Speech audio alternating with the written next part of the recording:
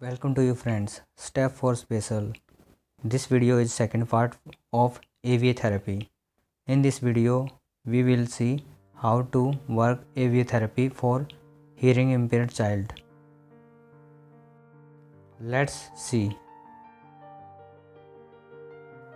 In this video, we learn how to goal set for a hearing impaired child while AVA therapy session. अब आज next पढ़ेंगे हम AVT AVA set up goals and planning sessions कि बच्चे को किस प्रकार से जो सेशंस में गोल सेट किए जाते हैं कि बच्चे को जो करवाना है उसके बारे में आज हम समझेंगे। AVT या AVA की प्रक्रिया से पहले यह आवश्यक है कि उस बालक के लिए स्पीच तथा लैंग्वेज डेवलपमेंट से संबंधित डिफरेंट टाइप के एम्स का निर्धारण किया जाए कि बच्चे को AVT सेशन शुरू करने से पहले ज़रूरी है कि उसकी जो लैंग्वेज डेवलपमेंट के लिए जो गोल्स हैं वो सब के सब सिलेक्ट किए जाएं ताकि बच्चे को अच्छे से AVT सेशंस कराए जा सके। अब आगे दिया गया है इस प्रक्रिया में मदर फादर की भूमिका इम्पोर्टेंट होती है। अब इसमें क्या होता है, सबसे ज़रूरी पेरेंट्स का कंट्रीब्यूशन होता है क्योंकि बच्चा पेरेंट्स के साथ ही रहता है, वही उसकी जो दैनिक चर्याएँ हैं, घर पे जो भी एक्टिविटी होती है, किस प्रकार से बच्चा करता है, वो सब उसको ऑब्जर्व करते हैं। आगे दिया गया है बच्चे के अभिभावक डिफरेंट परिस्थितियों में बालक के बिहेवियर का अध्ययन करते हैं तथा इसके बारे में थेरेपिस्ट को संपूर्ण इन्फॉर्मेशन देते हैं। अब जो पेरेंट्स हैं वही बच्चे के बारे में बता पाएंगे कि बच्चा किस सिचुएशन में कैसा बिहेवियर करता है। ये सब इन्फॉर्मेशन थेरेपिस्ट के लिए बहुत ज़रूरी है ताकि बच्चे के लिए वह गोल सेट कर सके। अब इसमें आगे दिया गया है ऑब्जेक्टिव तथा एम्स निर्धारित करना इजी हो जाता है।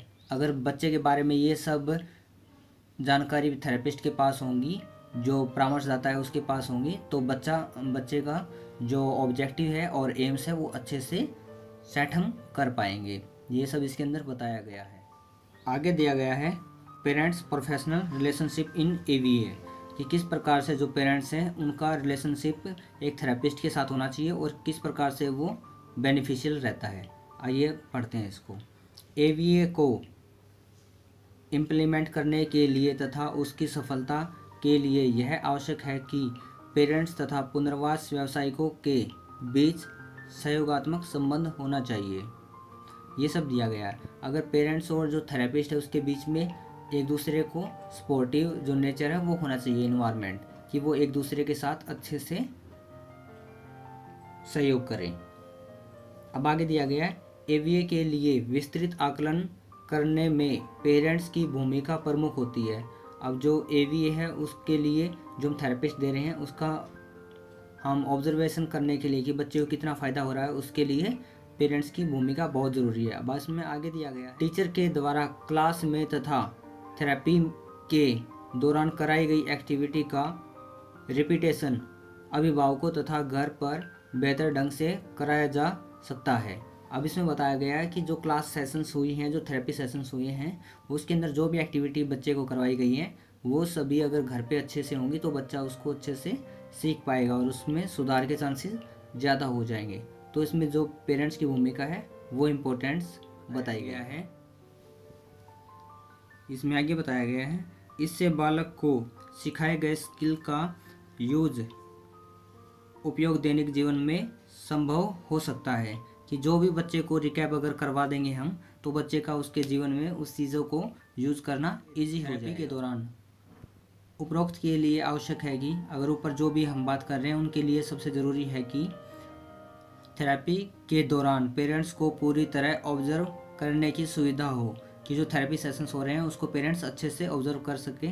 इस प्रकार की सुविधा होनी चाहिए जिससे उन तमाम तकनीकों का उपयोग घर पर रिपीटेशन की प्रक्रिया में कराया जा सके कि उन सभी प्रक्रियाओं को जो पेरेंट्स हैं घर पे जब बच्चे को रिपीटेशन करवाएंगे तो उसको अच्छे से अप्लाई कर सकते हैं ताकि बच्चे के अंदर सुधार की जो चांसेस हैं वो और अच्छे से बढ़ सके। ये अब हमने इसमें सीखा कि किस प्रकार से जो पेरेंट्स हैं और एक थेरेपिस्ट है उसके बीच में रिलेशनशिप होगा।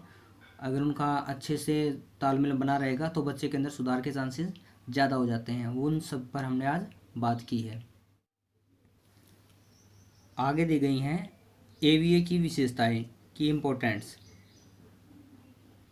इसके इम्पोर्टेंस इस प्रकार से दिए गए हैं। फर्स्ट दिया गया है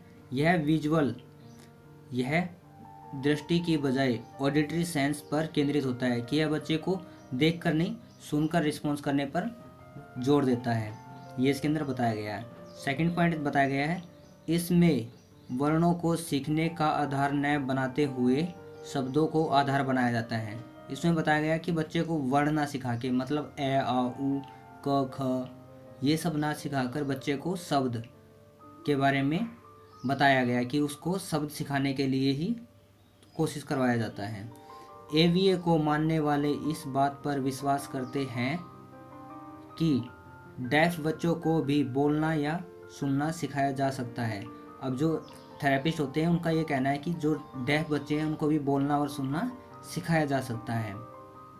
आगे बताया गया है यदि बच्चे पर इसे लागू किया जाए तो यदि छोटे बच्चे पर इसे लागू किया जाए तो समेकित इंक्लूसिव शिक्षा को बढ़ावा मिलता है।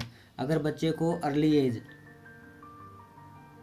3 या 5 ईयर तक इसको यूज़ में लाया जाता है तो बच्चे को इस चीज़ का बहुत बेनिफिट होता है, और जो इंक्लूसिव एजुकेशन है उसके लिए बच्चे को प्रमोट किया जा सकता है। ये सब इसके अंदर बताया गया है। नेक्स्ट पॉइंट दिया गया है यह माइल्ड से प्रोफाउंड डिग्री के सभी बालकों के लिए कारगर साबित होता है, कि अगर माइल्ड और मॉडरेट जो भी कैटेगरी के बच्चे हैं जो कि हियरिंग इम्पेयर्ड हैं, इसमें उन सभी बच्चों के लिए यह कारगर बताया गया है कि उन सब के ऊपर इसका अच्छा रिस्पांस मिलता है। अगर बच्चा सुन नहीं पाता तो उसको सीआई करा के हम एवीए थेरेपी दे सकते हैं। ये सभी एवीए थेरेपी के बेनिफिट्स दिए गए हैं जो कि बच्चे के लिए ज़रूरी हैं, और बच्चे को अगर एवीए थेरेपी करवाई जाती है तो एक नॉर्मल सामान्य सोसाइटी के अंदर स्पीच के थ्रू अपना कम्युनिकेशन कर सकता है। ये सब इसके अंदर बताया गया है, और यही सब इसका एडवांटेज है, और यही एवीए का मोटिव है कि सभी बच्चे सुने और बोलें।